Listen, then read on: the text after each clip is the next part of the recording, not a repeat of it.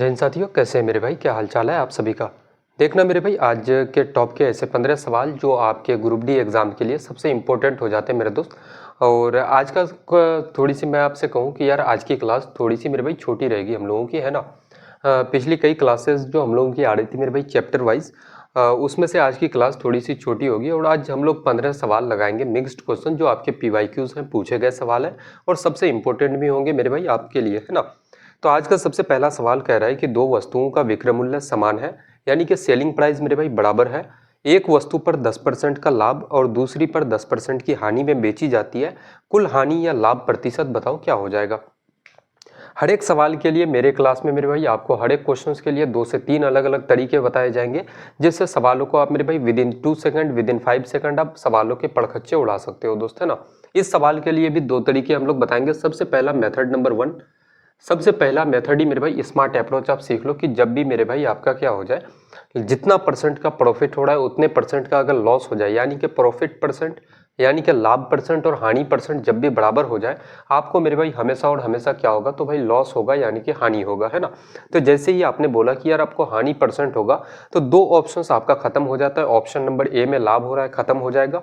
Option number D मेरे भाई कोई नहीं, यानी कि वो भी खत्म हो जाएगा आपका। अब यहाँ पे कहानी यह है कि भाई जब आपको लॉस होगा तो लॉस परसेंट कितना होगा, तो कितने का लाभ कितने की हानि, तो भाई 10% का लाभ 10% की हानि। तो इस 10 का क्या कर दो, स्क्वायर कर दो, और बटे का क्या करना है, आपको 100 कर देना है, ठीक है। 10 का स्क्वायर कितना मेरे भाई 100, और बटे का 100 कितना हो जाएगा, 1 के बराबर। बोलोगे भैया कौन सा, तो एक मेरे भाई 1% की हानि कौन सा, तो ऑप्शन नंबर बी बिल्कुल इस सवाल का करेक्ट उत्तर आपका हो जाएगा दोस्त, है ना। 10 का स्क्वायर आप करोगे 100 के बराबर होगा, और 100 को काटोगे कितना हो जाएगा, तो आपका 1 हो जाएगा। अब बहुत सारे लोग सोचेंगे कि क्या इसका दूसरा तरीका कोई हो सकता है। भाई मेथड नंबर 2 देखना है इसका कि भाई बेसिक तरीका इसका क्या हो सकता है। अब आपको यहीं पे फर्क नजर आ जाएगा कि सर बेसिक और स्मार्ट में क्या फर्क होता है। जैसे मैं कहूँ कि यार दोनों का विक्रय मूल्य समान है, तो इसमें सबसे पहले मेरे भाई कॉस्ट प्राइस लिखो, कड़िय मूल्य लिखो, और इधर लिखो क्या, सेलिंग प्राइस यानी कि विक्रय मूल्य। अब एक वस्तु पर सबसे पहला ये मेरे भाई आर्टिकल 1 है, पहला आर्टिकल में 10% लाभ लेते हो, 10% का फ्रैक्शन वैल्यू 1/10। अगर मेरे भाई जब भी प्रॉफिट परसेंट या लॉस परसेंट को हम लोग फ्रैक्शन के फॉर्मेट में तोड़ते हैं, तो आपका डिनोमिनेटर में क्या होता है, कॉस्ट प्राइस मेरे भाई। अगर आपका CP कितना है, 10 है, तो आप 1 का लाभ लोगे, और लाभ लेके सामान को क्या करोगे, बेचोगे। तो बेचोगे कितना में, 11 में मेरे दोस्त। फिर दूसरे वस्तु पर कितना, 10% की हानि होती है। ये दूसरा वस्तु है, उस पर 10% का लॉस का मतलब कितना हो जाएगा, 10% का फ्रैक्शन वैल्यू 1/10। और यहाँ पे हानि होता है, यानी कि 10 का सामान आप बेचोगे कितना में मेरे भाई, तो आप 1 कम करके यानी कि 9 में बेचोगे। लेकिन एग्जामिनर कह रहा है कि दोनों वस्तु का विक्रय मूल्य जो है वो बराबर है, सेलिंग प्राइस बराबर है। तो आप मेरे भाई यहाँ पे सेलिंग प्राइस 11 है, यहाँ पे आपका 9, तो 9 और 11 को आपको बराबर करना है। तो क्या करेंगे, तो इस 9 को मेरे भाई इस 11 से गुना कर दो आप, है ना। क्या करोगे, तो बोलोगे भैया 11 से गुना कर दे। अगर यहाँ 11 से गुना कर रहे हो तो इधर भी करना पड़ेगा मेरे दोस्त, रेशियो में चीजें हैं। अब यहाँ पे मेरे भाई 9 है, तो इस 11 को आप 9 से गुना कर दो। अब देखना कि 11 गुना 9, यहाँ भी 11 गुना 9 हो गया। जब यहाँ आप 9 से कर रहे हो तो इधर भी आपको 9 से गुना करना पड़ेगा, है ना। अब मुझे बताओ कि भाई आपका कॉस्ट प्राइस कितना हो जाएगा, सेलिंग प्राइस कितना होगा। तो बोलोगे भैया कॉस्ट प्राइस कितना, तो पहले वस्तु का CP कितना, 9 गुना 10 90 रुपए। दूसरे का मेरे भाई CP कितना हो जाएगा, 11 गुना 10 110। 110 और 90 कितना हो जाएगा आपका 200 रुपए। कॉस्ट प्राइस आपका 200 रुपए, और सेलिंग प्राइस इधर कितना, 11 गुना 9 99, और 99 कितना, तो 198 मेरे भाई, है ना। अब मुझे बताओ कि 200 का सामान 198 में अगर आप बेचोगे तो कितने की हानि होगी। तो बोलोगे भैया लॉस कितने का, तो लॉस मेरे भाई आपको 2 रुपए का। लॉस कितने का हो जाएगा, बोल सकते हैं कि भाई 2 रुपए का लॉस होगा। और हम लोग लॉस परसेंट का फॉर्मूला जानते हैं कि लॉस परसेंट का फॉर्मूला होता है लॉस अपॉन का CP इंटू का क्या होता है, तो आपका मेरे भाई 100। लॉस कितने का हो रहा है, 2 का लॉस हो रहा है, और लॉस किस पे, तो CP पे। CP कितना है 200 आपका, तो बटे का 200 करो ना, और कितना मेरे भाई, तो इंटू का 100। यहाँ से बोलोगे 2 जीरो से 2 जीरो खत्म, 2 से 2 खत्म, कितना बचेगा 1। हानि कितने परसेंट की होगी, तो आपको 1% का लॉस हो जाएगा, है ना। बताओ भाई क्या इस तरीके से एग्जाम में अगर आप सवालों को उड़ाओगे, सॉल्व करोगे, सिलेक्शन हो सकता है मेरे भाई। और बताओ यहाँ पे मेरे भाई उसी सवाल को अगर एक लाइन में कोई अगर सॉल्व करके निकल रहा है, तो किसका सिलेक्शन होगा, आप खुद मेरे भाई ये बात सोचना आप, है ना। और इसी पैटर्न पे सिर्फ एक सवाल नहीं, हर एक सवाल के लिए मेरे भाई आपको ऐसे ही कुछ अप्रोचेस बताए जाएंगे। हर एक सवाल के लिए मैं लगभग हर एक क्लास में बताता हूँ। और आज की क्लास में लगभग मेरे भाई हर एक सवाल पे हम लोग एक से बढ़ के एक अप्रोच आपको बताएंगे दोस्त, है ना। अगला सवाल देखना कि 497 का 33% बराबर x का 71% है, तो x का मान बताओ क्या हो जाएगा। काफ़ी छोटू सा सवाल है कि कितना है मेरे भाई 497 का 33% और ये कितना के बराबर है, तो x का कितना परसेंट के बराबर, तो 71% के बराबर, है ना। आपको मेरे भाई वैल्यू बताना है x का वैल्यू क्या हो जाएगा, तो मैं सीधे सीधे कह सकता हूँ कि भाई परसेंट से परसेंट खत्म हो जाएगा आपका, और 71 से अगर इसको काटोगे यहाँ से मेरे भाई तो कितना बार से, तो 7 बार से कट जाएगा। 7 गुना 1 आपका 7 और 7 गुना 7 49 आपका 7 बार से कट जाएगा। तो x बराबर कितना हो जाएगा 33 इंटू का 7 करोगे, 7 का 21 और 7 21 और 2 मेरे भाई कितना आपका 23, यानी कि 231 के बराबर कौन सा आपका ऑप्शन है, तो ऑप्शन नंबर डी बिल्कुल इस सवाल का करेक्ट उत्तर आपका हो जाएगा दोस्त, है ना। छोटू सा सवाल था मेरे भाई, कोई भारी भरकम सवाल नहीं था, PYQ से पूछे गए सवाल हैं दोस्त, तो काफ़ी इंपॉर्टेंट हो जाता है ना। अगला सवाल लगाते हैं कि 600 का x% बराबर 250 का 12% प्लस 300 का 18%, तो x का मान बताओ क्या हो जाएगा। जैसे कितना है मेरे भाई, तो 600 का कितना है, तो आपका x%, अच्छा परसेंट हटाएंगे तो हम लोग बटे का 100 लिख सकते हैं, है ना। उसके बाद बोलोगे 250 का कितना है, 250 का 12%, या फिर मेरे भाई परसेंट मत हटाओ यार, है ना, परसेंट रहने देते हैं, कोई दिक्कत की बात नहीं है। 250 का कितना 12% प्लस 300 का 18% प्लस 300 का कितना परसेंट, तो आपका 18%। तो आपसे पूछा गया है कि x का वैल्यू क्या हो जाएगा, है ना। वैल्यू मेरे भाई बताओ x का क्या हो जाएगा, तो आप सिंपल सा मुझे बताओ कि यहाँ से x और यहाँ का मेरे भाई यहाँ का प्रतिशत को हम लोग कॉमन ले सकते हैं, तो बिल्कुल ले सकते हैं। तो आप सीधे सीधे बोलोगे भैया परसेंट से यहाँ का परसेंट और यहाँ का परसेंट आपका खत्म हो जाएगा मेरे भाई, बीच में प्लस है आपका, है ना। अब यहाँ से हम लोग क्या काट सकते हैं, तो यहाँ का 1 0, यहाँ का भी 1 0 और यहाँ का 1 0 खत्म हो जाएगा आपका। और कुछ काट सकते हैं क्या मेरे भाई, तो बोलोगे भैया अगर मेरे भाई यहाँ से अगर काटोगे 6 से, अगर हम लोग काटें, जैसे 6 से काटोगे 6 या का 18, 6 दूना का 12 और 6 से इसको काटोगे 10 बार से आपका, है ना। और कुछ कट सकता है क्या आपका, 5 से कटेगा, 5 दूना का आपका 10, 5 से 25 को काटोगे 5 बार से और 5 से 30 को काटोगे 6 बार से। और कुछ काट सकते हैं मेरे दोस्त, बिल्कुल काट सकते हैं भाई, 2 से काटोगे 2 एकन 2, 2 एकन 2 और 2 तिया का आपका 6। अब ये x बराबर कितना आ जाएगा, बोलोगे भैया यहाँ 5 गुना मेरे भाई यहाँ पे 1 है, तो 5 गुना 1 आपका 5 और 3 गुना 3 कितना आपका 9, तो x बराबर कितना, तो 9 और 5 आपका 14 के बराबर, है ना। कितना हो जाएगा भाई, बोलोगे भैया कितना, तो 14 आपका कौन सा उत्तर है, तो ऑप्शन नंबर डी बिल्कुल करेक्ट उत्तर इस सवाल का हो जाएगा भाई, है ना। बताओ, कोई एक दो लाइन भी आगे बढ़ने की जरूरत नहीं है, एक ही लाइन में यार क्वेश्चंस को समेट करके फेंक सकते हो आप। अब दूसरा तरीका मेरे भाई, हम लोग दूसरा सवाल हम लोग एक देखते हैं। अब डिजिटल सम बहुत सारे लोग सुने होंगे, लेकिन उसका यूज कैसे करना है बड़े बड़े सवालों में, भाई आपको यूज भले ना करना आता हो, हर एक चीज आपको आज बताया जाएगा कि डिजिटल सम का यूज कैसे करते हैं, यूनिट डिजिट का यूज कैसे करते हैं, है ना। अगला क्वेश्चन को देखते हैं, उसमें यूज करते हैं हम लोग। अगला सवाल देखना, काफ़ी बढ़िया सा सवाल है कि 432.67 प्लस 23.005 और 13 दशमलव पूरी की पूरी कहानी दी गई है। इसको आप मेरे भाई आपका सॉल्व करोगे। बहुत सारे लोग इसमें काम क्या करेंगे मेरे भाई कि इसको और इन तीनों को साथ में जोड़ेगा और इसको क्या करेगा, उसमें से माइनस कर देगा, है ना। तो इसमें देखना, इसको सॉल्व करने की मेरे भाई एक तो बेसिक तरीका है, बेसिक से आप चलोगे तो जितना टाइम में आप एक सवाल उड़ाओगे उतना टाइम में मेरे भाई एक अगला बच्चा जिसको डिजिटल सम आता होगा, यूनिट डिजिट का नॉलेज होगा, वो मेरे भाई 5 से 6 सवालों को तब तक सॉल्व कर चुका होगा, है ना। तो हम लोग डिजिटल सम का सबसे पहले देखते हैं, इसमें यूनिट डिजिट लग सकता है क्या, नहीं लग सकता है। तो यूनिट डिजिट कभी नहीं लगेगा मेरे भाई, क्योंकि सबका ऑप्शन में देखोगे सभी ऑप्शन का यूनिट डिजिट क्या है, तो सेम है, यानी कि सब में क्या है 5 है। तो यूनिट डिजिट आपका मेरे भाई नहीं लग सकता है। क्या लगेगा, तो बोलोगे भैया डिजिटल सम। अब डिजिटल सम कैसे लगाएंगे, तो यहाँ पे मेरे भाई सभी अंकों को आप साथ में जोड़ दो। अच्छा, 9 आने पे 9 का डिजिटल सम क्या हो जाता है, 0 हो जाता है भाई, कॉपी में लिख लेना आप। जैसे हम लोग बोल सकते हैं 7 और 2 आपका 9, यानी कि 9 का डिजिटल सम 0 मेरे भाई, काट दो उसको। फिर 6 और 3 आपका 9 खत्म हो जाएगा, बचेगा कितना यहाँ पे आपका 4। पॉइंट है, कोई मतलब नहीं है, कोई फर्क नहीं पड़ता है उससे। 5 और 3 8 और 2 10, 10 को फिर से आप मेरे भाई जोड़ोगे, जैसे 10 आप ऐसे लिखते हो ना, 10 को फिर से जोड़ोगे तो बचेगा कितना, 1 आपका। 1 और 0 को जोड़ोगे तो आपका 1 आ जाएगा। तो इस पूरे पार्ट का डिजिटल सम कितना मेरे भाई, तो आपका 1 आ जाएगा। फिर कितना है, 3 और 2 5 और 1 आपका 6 और माइनस 5 और 4 आपका 9 मेरे भाई, खत्म हो जाएगा, बचेगा कितना, तो आपका 8। अब हम लोग यहाँ से बोल सकते हैं कि 6 और 4 10 और 1 कितना 11 है। 11 का डिजिटल सम कितना होता है आपका 2, और माइनस का 8 करोगे, 11 को फिर से आप जैसे जोड़ोगे मेरे भाई, 11 आप ऐसे लिखते हो ना, 1 और 1 कितना आपका 2 हो जाएगा। तो 2 माइनस का 8 करोगे कितना हो जाएगा, बोलोगे भैया माइनस का 6।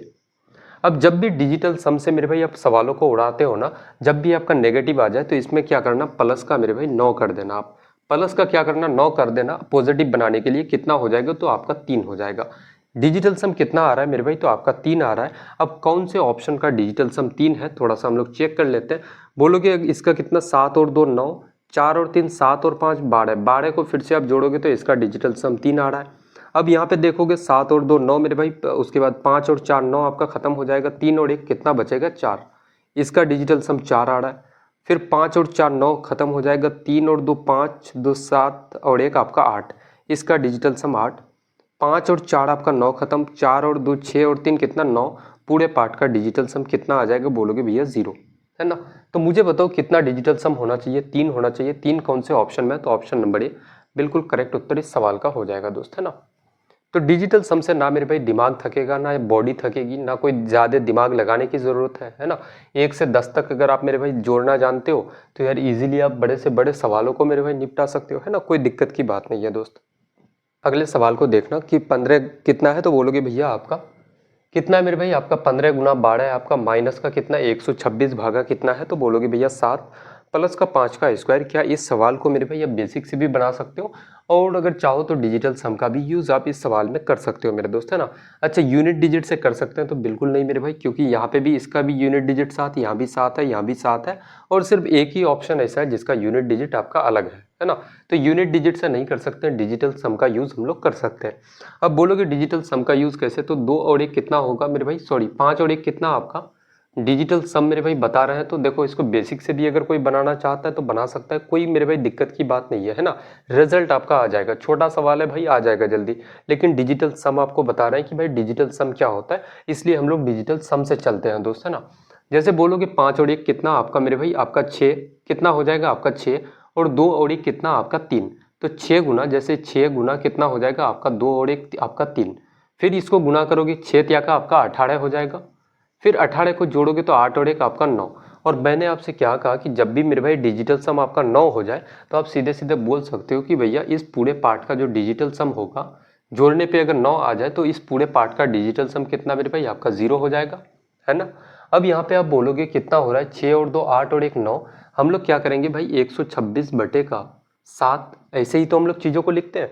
अब यहाँ पे बोलोगे 6 और 2 8, 8 और 1 कितना 9, अगर पूरे ऊपर में 9 हो रहा है तो 9 का मल्टीपल कुछ भी होगा, उसका डिजिटल सम क्या होगा, तो भाई 0, तो माइनस का आपका 0, प्लस कितना बोलोगे भैया 5 का स्क्वायर 25, 25 को आप फिर से जोड़ोगे तो 5 और 2 आपका 7, तो पूरे पार्ट का डिजिटल सम आपका 7 हो जाएगा। 7 कौन से ऑप्शन का है, तो ऑप्शन नंबर ए चेक करते हैं। 7 और 2 9 खत्म, बचेगा 1 डिजिटल सम, 7 और 7 14 और 1 15, 15 का डिजिटल सम 6, 15 को जोड़ोगे 5 और 1 6, फिर अब बोलोगे भैया 7 6 और 1 7, 7 और 7 14, 14 का डिजिटल सम 5, और 7 और 1 8 और 8 16, 16 का डिजिटल सम आपका 7, तो कौन सा है, तो ऑप्शन नंबर डी बिल्कुल करेक्ट उत्तर इस सवाल का हो जाएगा आपका, है ना। मज़ा आ रहा है भाई, कोई दिक्कत किसी को यहाँ तक है तो बताएंगे दोस्त। अगला सवाल देखना, दो संख्या 3:4 के अनुपात में है और उनका एलसीएम कितना है 84, बड़ी संख्या बताओ भाई क्या हो जाएगा। दो संख्या है, जैसे एक छोटी संख्या एस और एक आपका बड़ी संख्या बी है, और दोनों का अनुपात कितना है मेरे भाई 3:4 आपका, और इसका एलसीएम कितना है, तो बोला जा रहा है एलसीएम भैया आपका 84। अच्छा मैं अगर आपसे बोलूं कि भाई 3 और 4 में यही तो संख्या का रेशियो में टूटा है तो इतना अनुपात में है, और वही संख्या का एलसीएम कितना है भाई 84 आपका। अगर मैं रेशियो में इसका एलसीएम पूछ लूं कि भाई मुझे बताओ कि 3 और 4 का रेशियो में है तो एलसीएम कितना हो जाएगा, तो अब बोलोगे 3 और 4 का एक ऐसा हम लोग नंबर सोच लेते हैं जो 3 से भी कट जाए और 4 से भी कट जाए, वही आपका एलसीएम होगा। तो सबसे बड़ा यूनिट कौन है 3 और 4 में मेरे भाई 4 आपका। बोलोगे 4 क्या 3 से कट रहा है मेरे दोस्तों, नहीं कट रहा है, 4 का 2 गुना कर देते हैं। 8 आपका क्या 3 से डिविजिबल है, नहीं है मेरे भाई, 4 का 3 गुना कर देते हैं। जो भी एलसीएम होगा वो 4 का मल्टीपल होगा, है ना। बड़े वाले मेरे भाई बड़े वाले वैल्यू का क्या होता है, तो मल्टीपल होता है। तो 4 तिया का 12, 12 आपका 3 से भी कट जाएगा 4 से भी कट जाएगा, तो हम लोग बोल सकते हैं कि इन दोनों का मेरे भाई एलसीएम कितना होगा, तो आपका 12 यूनिट। इसका मतलब ये जो 84 है ना, ये इस 12 यूनिट के बराबर है दोस्त, है ना। आपको निकालना क्या है, बड़ी संख्या निकालना है, तो बड़ी संख्या क्या होगा, तो ये 4 यूनिट, इसी 4 यूनिट का वैल्यू आपको मेरे दोस्त निकालना है ना। अब यहाँ से 4 से 12 को काटोगे 3 बार से और 3 से 84 को काटोगे, कितना हो जाएगा, 3 दूना का 6, 3 आठे का 24, 28 बार से कौन सा आपका ऑप्शन है बड़ी संख्या जो होगा सब मेरे भाई कितना हो जाएगा 28, आपका ऑप्शन नंबर बी बिल्कुल करेक्ट उत्तर इस सवाल का हो जाएगा आपका, है ना। बताओ भाई कोई परेशानी कोई दिक्कत किसी को यहाँ तक है तो बताएंगे दोस्त। अगले सवालों की तरफ आगे बढ़ते हैं कि 720 का 25% प्लस 400 का 15% कितना हो जाएगा, है ना। काफ़ी आसान सा सवाल है कि 720 का, मज़ा आ जाएगा भाई इस सवाल को बनाना, देखना, है ना। 720 का कितना है मेरे दोस्त, 25% है, परसेंट हटाओगे तो बटे का आपका 100, और कितना है प्लस का 400 का 15%, कितना बोलोगे भैया 400 का 15%, आपका परसेंट हटाओगे तो आपका बटे का 100। अच्छा ऑप्शन लेते हैं हम लोग, ऑप्शन नंबर ए कितना है तो आपका मेरे भाई 240, ऑप्शन नंबर बी कितना तो बोलोगे भैया 222, ऑप्शन नंबर सी कितना मेरे भाई 260, और ऑप्शन नंबर डी कितना है तो आपका, मज़ा आ जाएगा डिजिटल सम मेरे भाई, आज सीख करके आप जाओगे कि डिजिटल सम से भी सवालों को कैसे उड़ाया जाता है ना। अब मुझे बताओ कि यार मैं डिजिटल सम में हमेशा एक बात याद रखना कि क्या होना चाहिए, डिनोमिनेटर में नीचे में मेरे भाई आपका 1 होना चाहिए, अगर 1 नहीं भी बनता है तो उसको 1 बना देते हैं हम लोग। तो यहाँ पे आपका ऑलरेडी मेरे भाई 1 है, जैसे 1 0 0 को आप जोड़ोगे तो कितना हो जाएगा आपका 1 हो जाएगा, तो ऑलरेडी नीचे में कितना है 1 है, तो यहाँ पे कोई फर्क नहीं पड़ता। जैसे यहाँ पे अगर देखोगे 7 और 2 को जोड़ोगे 9, 9 और 0 को जोड़ोगे कितना हो जाएगा आपका 9, तो हम लोग सीधे सीधे कह सकते हैं कि भैया ये इसका मेरे भाई 72 है यहाँ पे, यानी कि 7 और 2 9 हो रहा है, आप जोड़ोगे तो डिजिटल सम इस वाले पार्ट का कितना 9 आ रहा है, और 9 का मल्टीपल जो भी होगा तो 9 से कुछ भी मेरे भाई दुनिया में गुना कर दो, डिजिटल सम अगर आप निकाल रहे हो ना तो पूरे पार्ट का डिजिटल सम क्या हो जाएगा तो आपका 0 हो जाएगा। 9 होने पे 0 होता है भाई, तो पूरे पार्ट का डिजिटल सम क्या हो जाएगा आपका 0 हो जाएगा दोस्त। यहाँ आप देखना, यहाँ बोलोगे भैया 5 और 1 6, 6 गुना 4 करोगे कितना 24, 24 का डिजिटल सम क्या मेरे भाई 24 को आप फिर से जोड़ोगे तो आपका कितना हो जाएगा, तो बोलोगे भैया 24 हम लोग ऐसे लिखते हैं, 4 और 2 आपका कितना तो आपका 6 हो जाएगा, 0 और 6 कितना तो आपका 6, और डिजिटल सम 6 कौन से ऑप्शन का आ रहा है तो इसका डिजिटल सम कितना 4 और 2 6 आ रहा है, ऑप्शन नंबर ए बिल्कुल करेक्ट उत्तर इस सवाल का हो जाएगा आपका। अगला अगला मेरे भाई चेक कर लेते हैं, जैसे चेक करना चाहते हो 2 और 2 4 होगा, इसका मेरे भाई 6 और 2 8, और 8 और 2 10 आपका, यानी कि डिजिटल सम 1 हो जाएगा। सबका डिजिटल सम अलग है, ऑप्शन नंबर ए का आ रहा था 6 आपका, जो कि बिल्कुल सही जवाब हो जाएगा इस सवाल का, है ना। अगले सवालों की तरफ आगे बढ़ते हैं भाई, दूसरा सवाल लगाते हैं।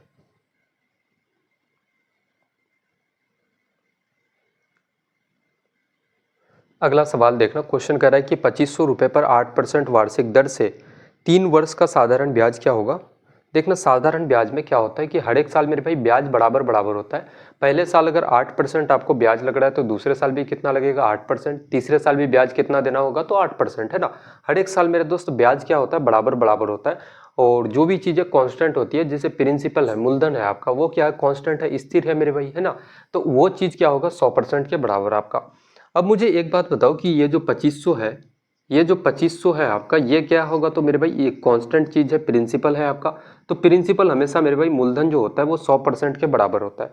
आपको साधारण ब्याज निकालना है, आपको सिंपल इंटरेस्ट निकालना है, तो आप बोलोगे भैया हर एक साल मेरे भाई 8% के हिसाब से ब्याज देना पड़ता है आपको। 3 सालों में ब्याज कितना हो जाएगा तो 8 गुना 3%, यानी कि 8 का 24%।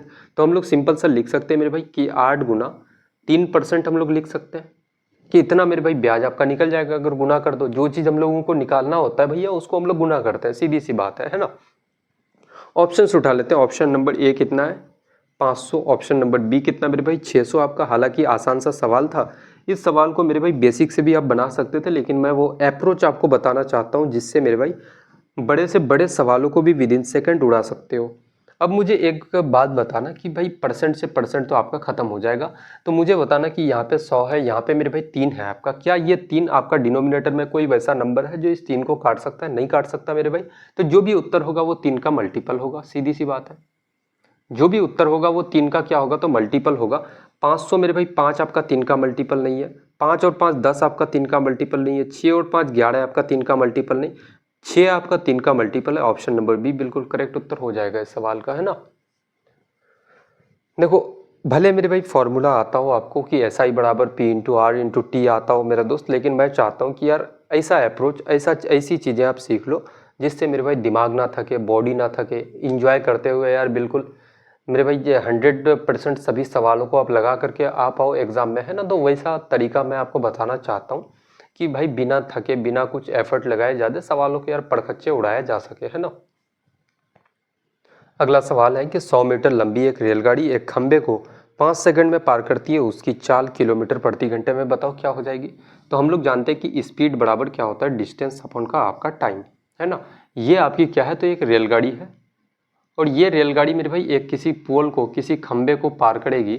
अच्छा, जब भी मेरे भाई कोई रेलगाड़ी किसी खंबे को, किसी व्यक्ति को, यानी कि किसी ऐसे ऑब्जेक्ट को पार करती है जिसका खुद का कोई लेंथ ना हो, खुद का कोई डिस्टेंस ना हो, तो उस कंडीशन में ये जो रेलगाड़ी है ना, ये मेरे भाई जो भी डिस्टेंस कवर करेगा, जो भी दूरी होगा आपका, वो रेलगाड़ी के लेंथ के बराबर होता है दोस्त, है ना। तो रेलगाड़ी का लेंथ कितना है, 100 मीटर, आपका 100 मीटर है। तो हम लोग बोल सकते हैं कि आपको स्पीड निकालना है, कितना है, तो बोलोगे भैया आपका डिस्टेंस 100 और टाइम कितना लगता है मेरे भाई 5 सेकंड। तो ये कितना हो जाएगा, 100 ये मीटर में है और नीचे आपका सेकंड में, तो 100 मीटर पर सेकंड हो गया। इसको किलोमीटर प्रति घंटा में बदलना है, तो 18/5 से हम लोग गुना करते हैं, है ना। अब यहाँ पे आप बोलोगे भैया क्या होगा, तो हम लोग सिंपल सा बोल सकते हैं कि भाई यहाँ पे हम लोग सिंपल सा बोल सकते हैं 5 गुना 5 25, 25 से 100 को काटोगे 4 बार से और 18 गुना 4 कितना हो जाएगा, तो आपका 72 के बराबर।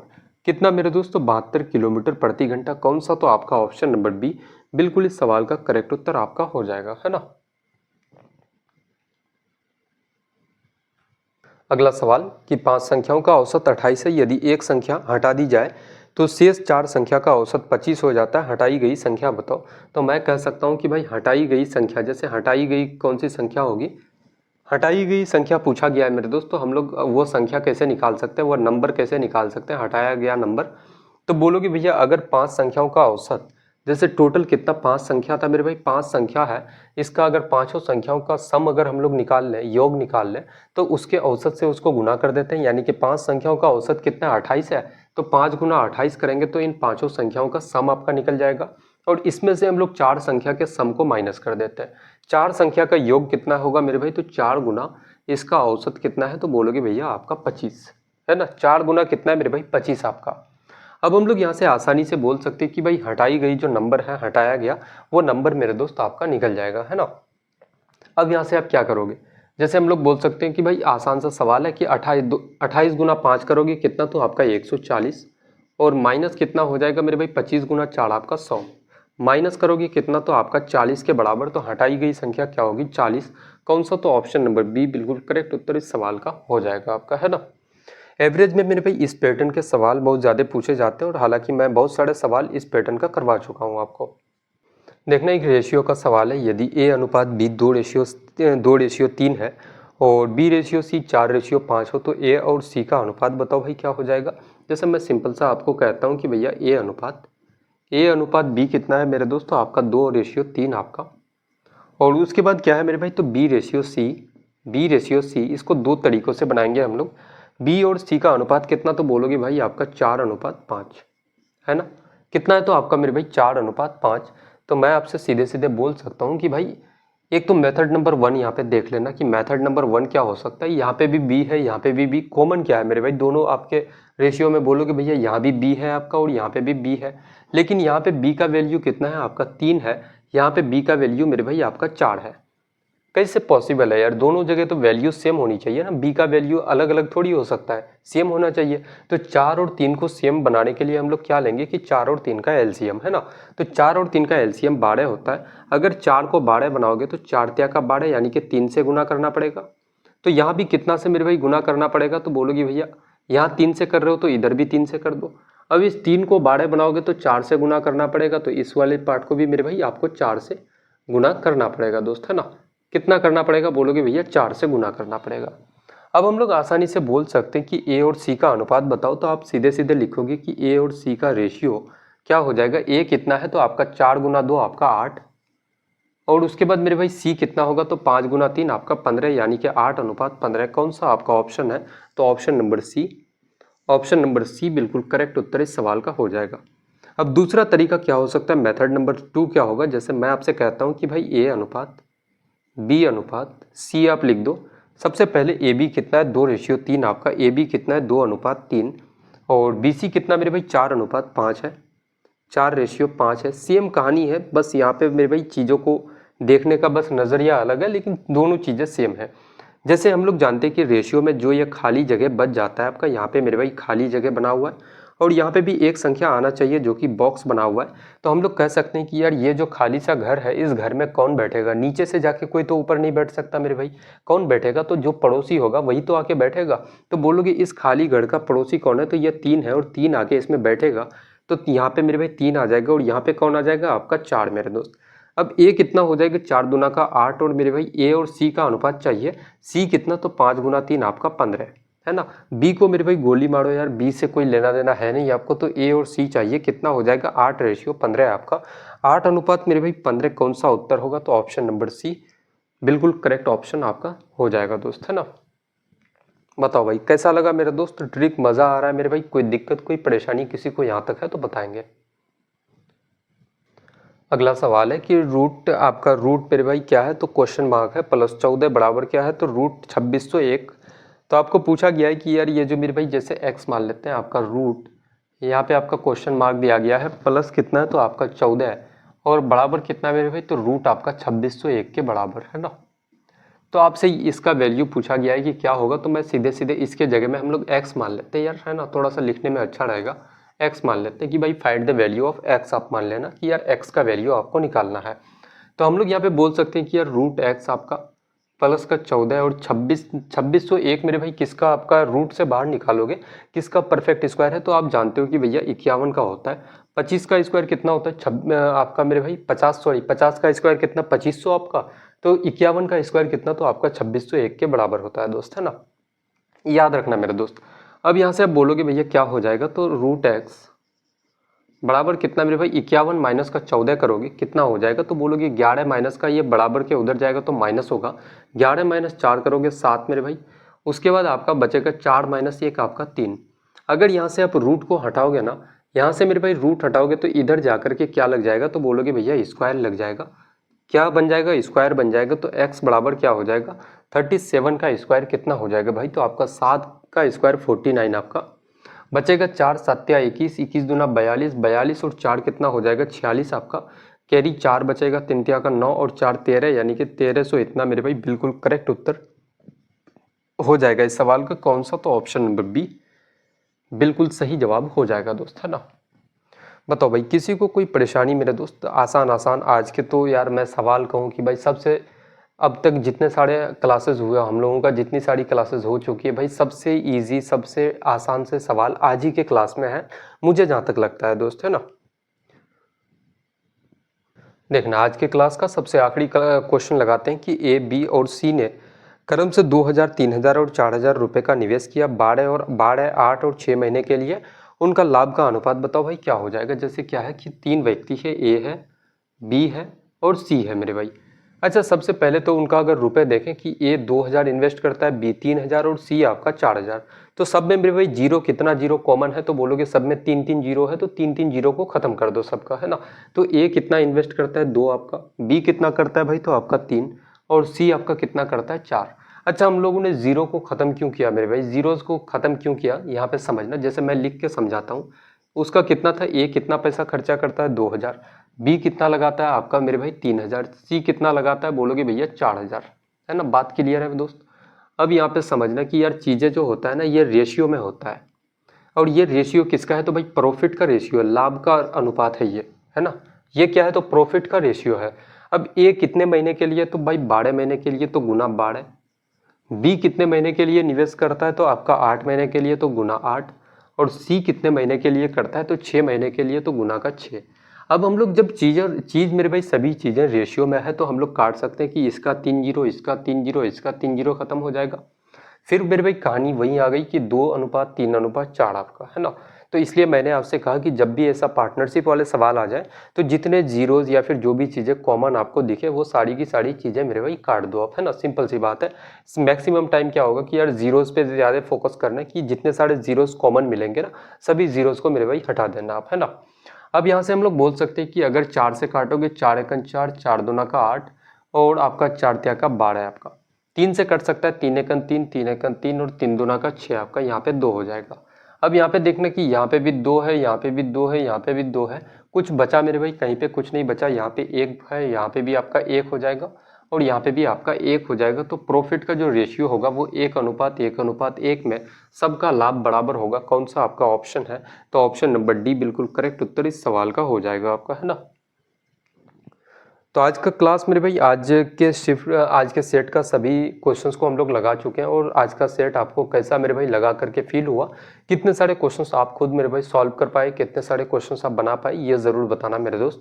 तो आज की क्लास को यहीं तक समाप्त करते हैं, मिलते हैं काफ़ी बेहतरीन सी क्लास में। और एक काफ़ी इंपॉर्टेंट चीज़ कि जितने सारे लोग अगर टाइम एंड वर्क की क्लास नहीं किए हैं, जो कि हम लोगों की मेरे भाई कल की क्लास हो चुकी है टाइम एंड वर्क, और एक ही वन शॉट में हम लोगों ने टाइम एंड वर्क पढ़ा, फिर पाइप एंड सिस्टम के सारे सवाल लगाए। तो जितने सारे लोग अगर उस क्लास को नहीं किया तो जा करके मेरे दोस्त कर लेना, है ना। और जितने सारे मेरे भाई पिछले मैं चैप्टर वाइज करवाया था चीज़ों को, one class one chapter one shot में निपटाते थे, उन सभी क्लासेस को आप कर लेना। एग्जाम में मेरे भाई हूबहू आपको सवाल देखने को मिलेंगे, है ना। तो आज की क्लास को यहीं रखते हैं, मिलते हैं एक बेहतरीन सी क्लास में, तब तक के लिए जय हिंद।